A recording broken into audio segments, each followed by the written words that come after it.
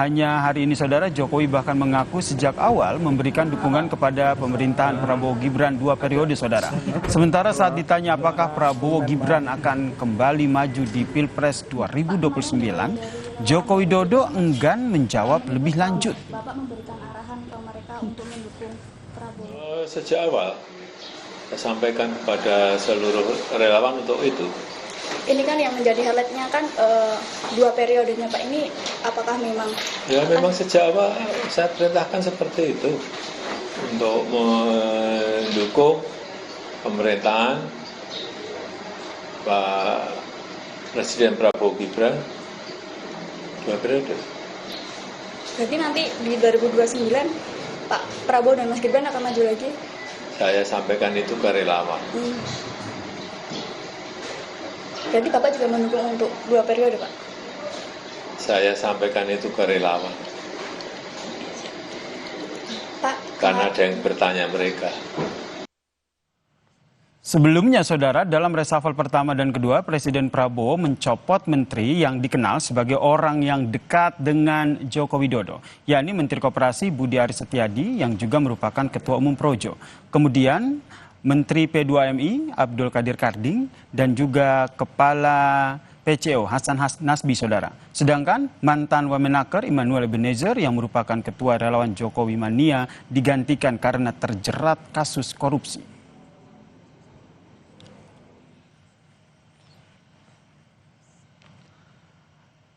Presiden ke-7 RI Joko Widodo membenarkan telah meminta relawannya, saudara, untuk mendukung Prabowo Gibran 2 periode. Arahan itu menurutnya telah disampaikan sejak lama. Jokowi hari ini menegaskan pernyataan relawan Barajepe yang menyebut mendapat perintah tersebut. Pernyataan Jokowi ini pun muncul di tengah isu merenggangnya Prabowo Jokowi usai sejumlah orang dekatnya seperti Budi Ari terkena gelombang reshuffle Prabowo, saudara. Lalu apa yang bisa dibaca dari pernyataan Joko Widodo ini, saudara? Kita bahas bersama dengan Wakil Ketua Umum Relawan Barajepe, Bang David Pajung, yang telah bergabung bersama kami di Kompas Petang di studio. Dan saya sapa melalui sambungan Zoom ada Direktur Eksekutif Carta Politika, Mas Yunarto Wijaya. Mas Toto, selamat petang Mas Toto. Selamat petang, Bang David. Sore, Mas Toto. Saya ke Mas Toto dulu nih sebagai analis politik.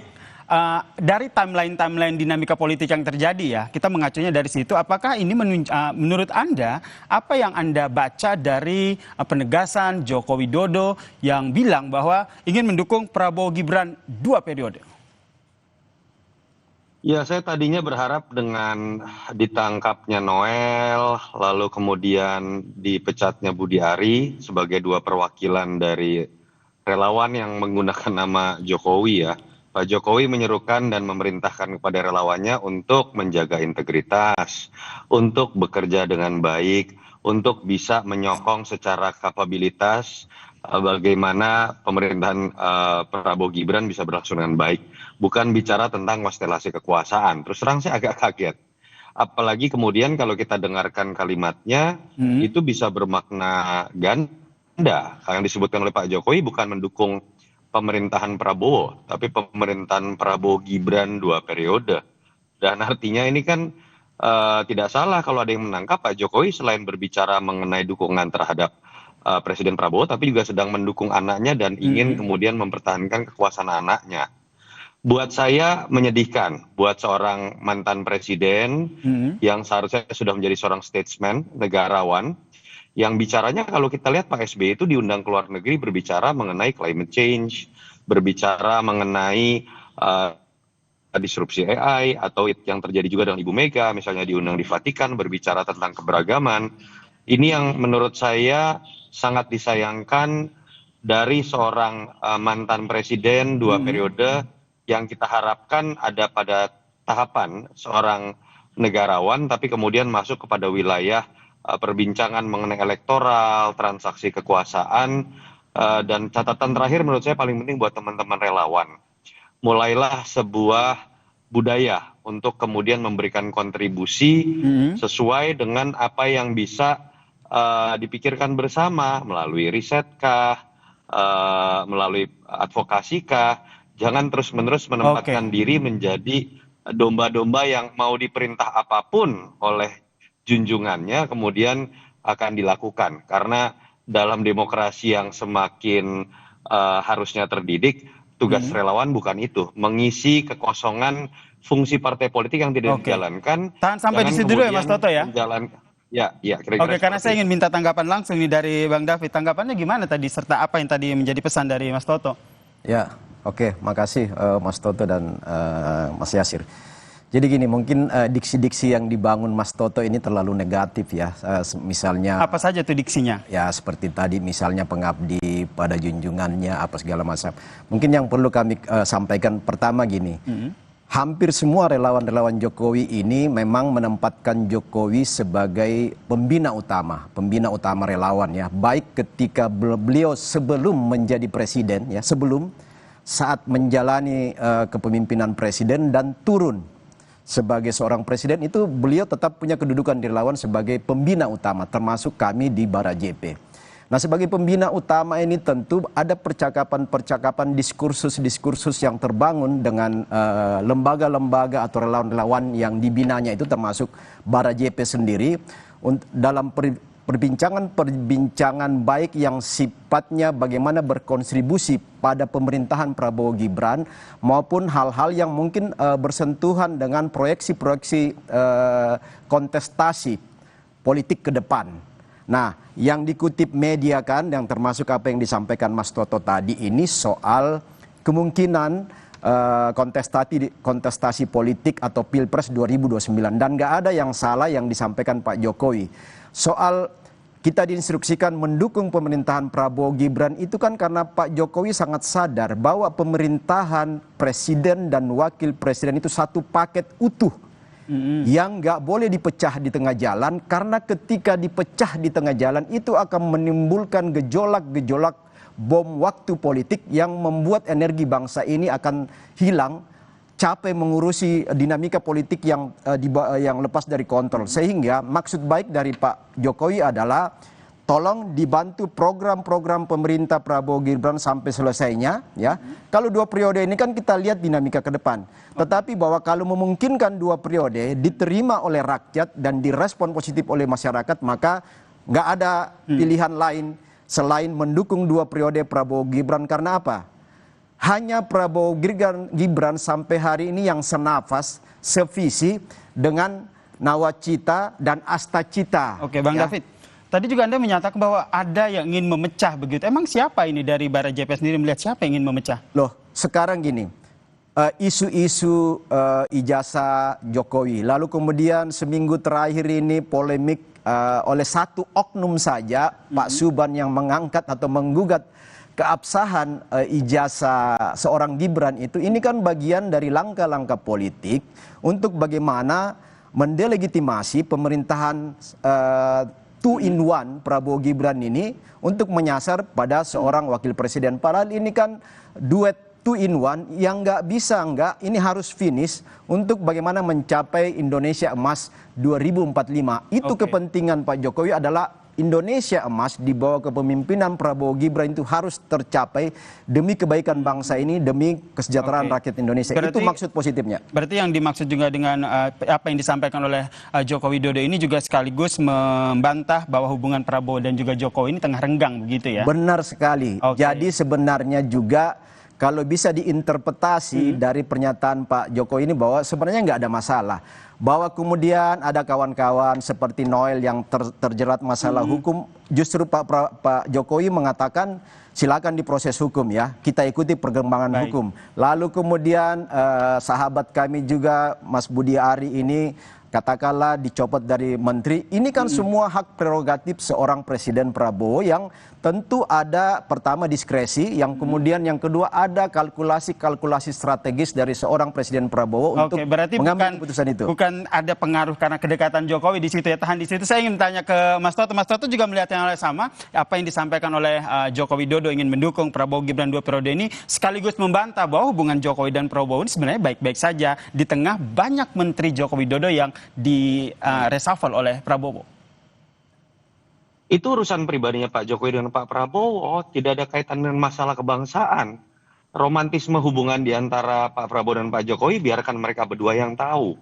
Yang dibutuhkan oleh masyarakat bukan perdebatan romantisme seperti itu, gak ada gunanya. Mega dengan SBY seperti apa, Mega dengan Jokowi seperti apa, biarkan orang-orang di level atas ini yang kemudian mengetahui apa yang sedang terjadi.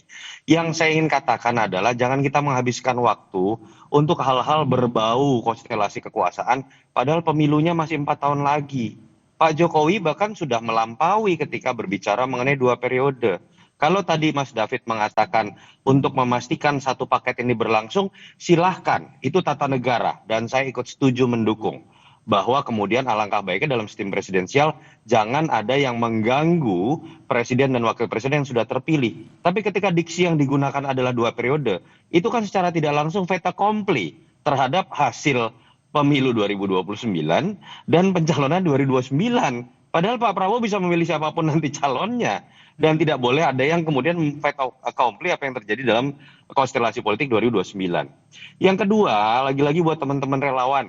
Saya lebih berharap teman-teman relawan yang mengatasnamakan Jokowi ini bisa menjelaskan kepada publik, ikut memberikan kontribusi pertanyaan-pertanyaan misalnya terkait program. Apakah IKN akan berlanjut atau tidak? Ketika itu dianggap tadi sebagai bagian dari keberlanjutan, kemarin 14 triliun baru ditolak oleh DPR. Dan itu akan mengakibatkan keterlambatan menurut Menteri Basuki. Yang kedua, misalnya terkait dengan keresahan masyarakat terkait MBG. Pak Jokowi nggak pernah punya program MBG. Itu khas dari Pak Prabowo.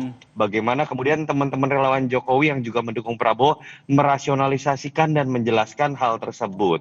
Bagaimana teman-teman bisa menjelaskan ternyata program Pak Jokowi tentang infrastruktur dengan Pak Prabowo memang berbeda. Karena Pak Prabowo tidak kemudian melibatkan penggunaan APBN yang terbukti sekarang banyak kemudian melahirkan utang dalam konteks karya-karya BUMN.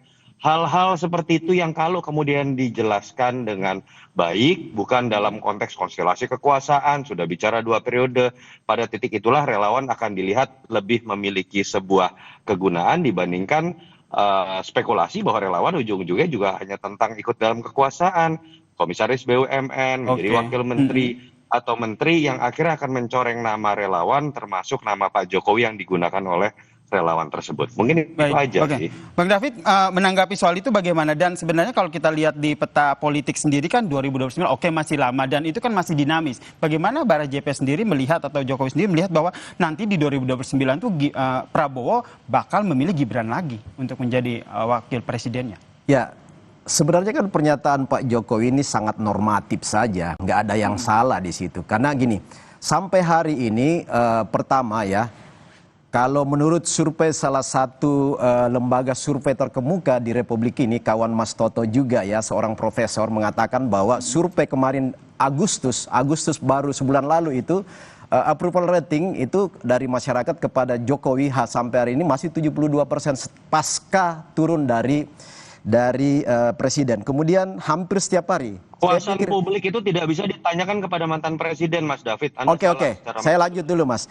Kemudian hampir setiap hari di rumah Pak Jokowi itu masyarakat terus datang dan Pak Jokowi ini tetap profesor loh. Pak Jokowi sampai hari ini terus mendengar. Salah itu metodologinya. Oke, gini Mas, tunggu jangan dipotong dulu. Hampir setiap hari itu Pak Jokowi menerima aspirasi masyarakat, datang ke Solo ke rumah pribadi beliau, walaupun Pak Jokowi sakit itu masyarakat terus datang berbondong-bondong. Nah, banyak aspirasi yang masyarakat juga titip untuk itu disuarakan oleh seorang masyarakat biasa, yaitu Jokowi yang sudah menjadi warga biasa, tetapi beliau masih dipercaya oleh masyarakat untuk bisa menjadi sound, menjadi penyambung lidah rakyat untuk menyampaikan aspirasi yang berkembang di masyarakat. Nah, dalam konteks itulah sebagai masyarakat biasa, Pak Jokowi sampai hari ini juga menyampaikan hal-hal yang strategis ke publik. Termasuk kami relawan. Diinstruksikan relawan pertama dukung full program Prabowo Gibran. Kami juga sampai hari ini Mas Toto ya, beberapa relawan ini juga terlibat di dalam teknis pelaksanaan MBG di lapangan ya. Kemudian beberapa teman-teman yang coba menopang program koperasi Merah Putih. Lalu kemudian beberapa kawan-kawan terlibat bagaimana penyaluran pupuk untuk kemandirian dan swasembada pangan.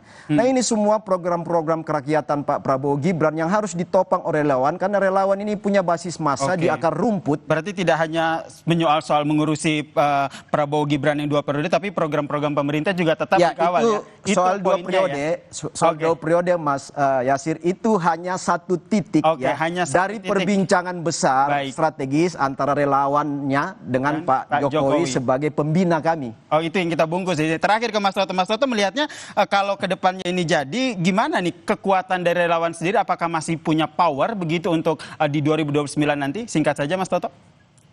Menurut saya kalau apa yang kita lihat terjadi dalam beberapa tahun terakhir ya, terkait dengan relawan, kemudian sering mendapatkan jatah komisaris BUMN, lalu kemudian bahkan ada yang mendapatkan masalah terkait integritas.